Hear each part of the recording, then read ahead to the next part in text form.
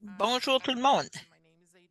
Et moi, comme l'a mentionné Adriana, je suis nouvelle en agriculture. Je travaille avec l'Alliance agricole du Nouveau-Brunswick, mais je travaille aussi près de 20 ans aussi avec la production alimentaire, c'est-à-dire de développer des nouveaux produits alimentaires. Je connais l'importance de travailler de très près avec les fermiers et les communautés locales. J'ai travaillé beaucoup avec des produits frais, mais une fois aussi que je commençais à travailler avec les agricultures, j'ai réalisé c'est pas facile non plus pour eux d'avoir ces produits-là pour nous. C'est facile d'aller quelque part et d'acheter des produits, mais lorsque ça vient, qui sont en production, c'est vraiment difficile aussi d'obtenir toutes ces choses-là à nos tables. Ensuite, je commençais à travailler avec l'Alliance agricole avec le programme de travail partagé. Ça a été créé il y a quelques années après qu'un plan est venu à travers l'Union nationale des fermiers. Ils ont travaillé ensemble avec différents secteurs agricoles et ils ont sorti ce programme. Ça a été créé directement aussi en réaction aux besoins des fermiers. Ils ont amené aussi à la table qu'ils avaient besoin des travailleurs. Ils ont dit, comment est-ce qu'on peut avoir cette main-d'œuvre? Comment est-ce qu'on peut faire en sorte que ça se produise? Et le projet aussi prenait la forme que nous avons maintenant aux alentours de 2023. Et ensuite, nous avons commencé aussi à faire ces processus de jumelage. Pendant 2 ans, il y a eu un programme pilote et nous l'avons aussi transformé au programme maintenant qu'ils ont offert aussi 2 ans, un projet pour nous durer 2 ans. Ce programme-là, est- c'est un programme de jumelage pour les travailleurs saisonniers. Chaque fois qu'un fermier a besoin d'un ouvrier qui n'était pas, qui n'a pas été en mesure d'embaucher à l'échelle locale ou eux-mêmes, parce que la majorité d'entre eux, ils n'ont pas des ressources humaines pour aller et de proposer des emplois ou de faire quoi que ce soit, mais les gens doivent se rendre à eux la plupart du temps et d'offrir leur service. Mais malheureusement, aujourd'hui, les gens ne veulent pas vraiment travailler sur une ferme.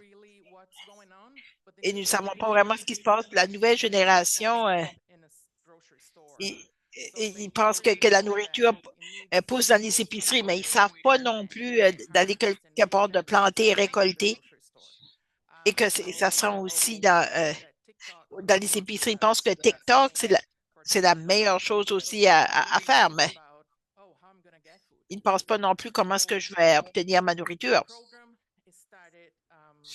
Le programme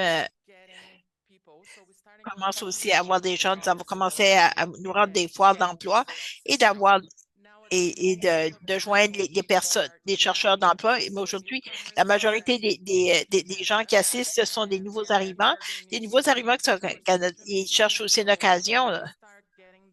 Nous commençons aussi à voir ces personnes-là qui disent, nous avons des possibilités d'emploi pour vous si vous êtes prêts à travailler en agriculture. Allez-y. Et ensuite, nous avons commencé à communiquer avec les fermiers. Nous avons des personnes qui sont intéressées aussi à travailler avec vous, mais peut-être qui ne parlent pas le meilleur français ou anglais, mais ils sont prêts à travailler.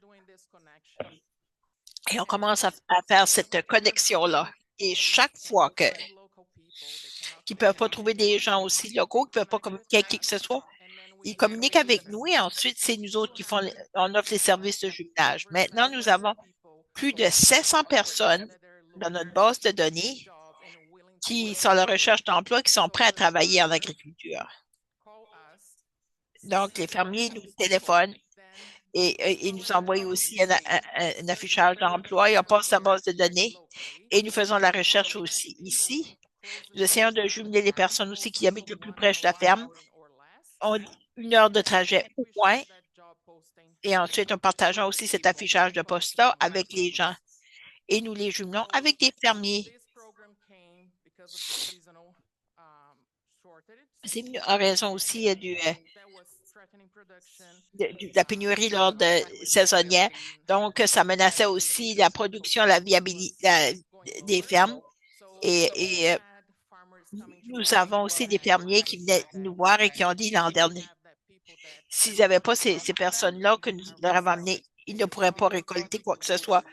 et qui perdraient tout.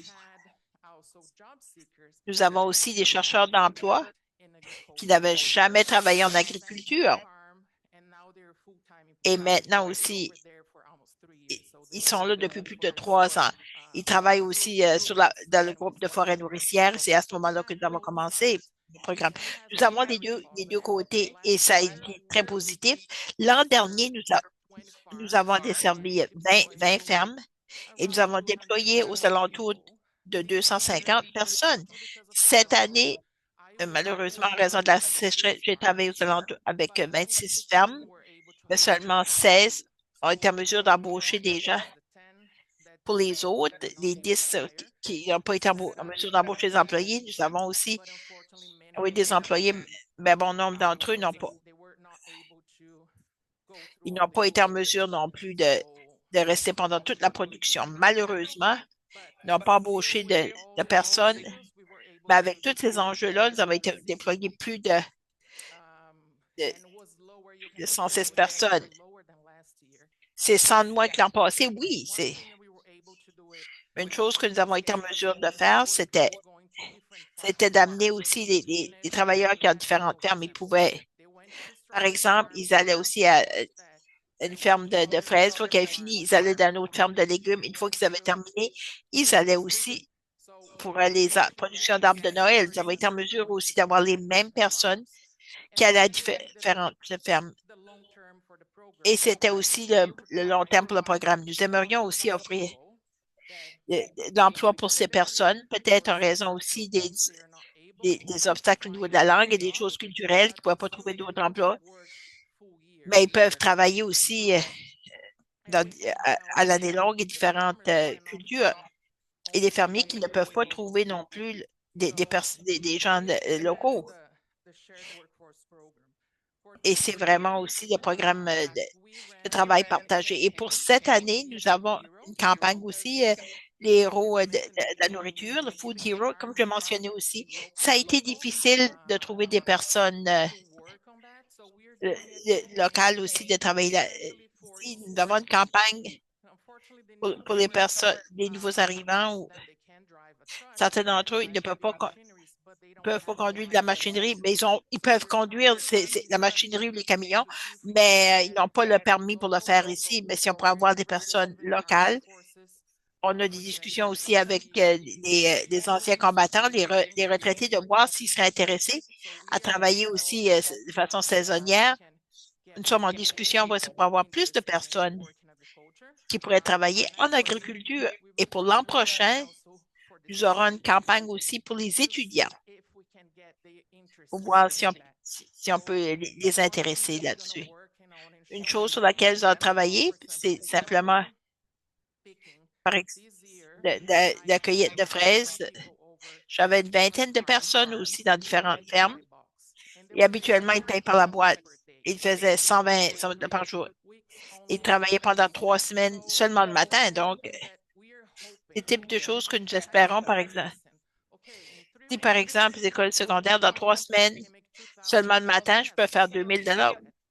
Peut-être que je peux faire ça, là, et de les intéresser à ceci, de la production alimentaire et d'être sur une ferme.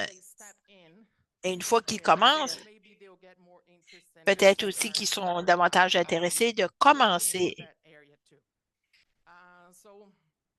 et d'amener là-dessus. Et pour aussi ce programme-là, nous essayons aussi d'étendre ce programme-là et d'essayer aussi d'aller différentes productions alimentaires, que ce soit aussi de nourriture et boissons, les pêches, agriculture, pour voir aussi si on peut faire de l'expansion, parce que c'est pas seulement l'agriculture qui joue ce rôle, qui a une pénurie de travailleurs. La majorité des secteurs du Nouveau-Brunswick, euh, la majorité des entreprises cherchent des employés. Oui, c'est un peu ça le programme. Et vous pouvez aussi, pourquoi est-ce avec le lien avec la souveraineté alimentaire, mais je dois dire aussi que la souveraineté alimentaire, que la communauté a leur compte sur le système, comment est-ce qu'ils le font comment est-ce qu'ils font aussi transformer nos animaux. Et ensuite, c'est vraiment s'assurer que les fermiers peuvent faire ce travail-là et avoir les travailleurs, que ce soit à partir des semences ou bien de la récolte, et de stabiliser aussi la production locale, et non seulement pour les fermiers, mais aussi pour les familles néo-brunswickoises qui peuvent aussi se fier sur des aliments produits ici au Nouveau-Brunswick. Merci beaucoup.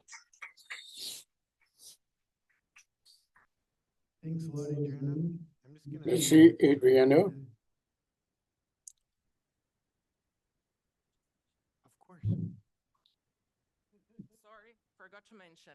J'ai oublié de mentionner, le programme de travail partagé n'est pas toujours géré par l'Alliance agricole Nouveau-Brunswick. Ils n'ont pas besoin d'être membre, de payer des frais, quoi que ce soit. J'ai juste besoin de regarder pour nous. J'ai besoin de quelqu'un pour m'aider et on va les aider.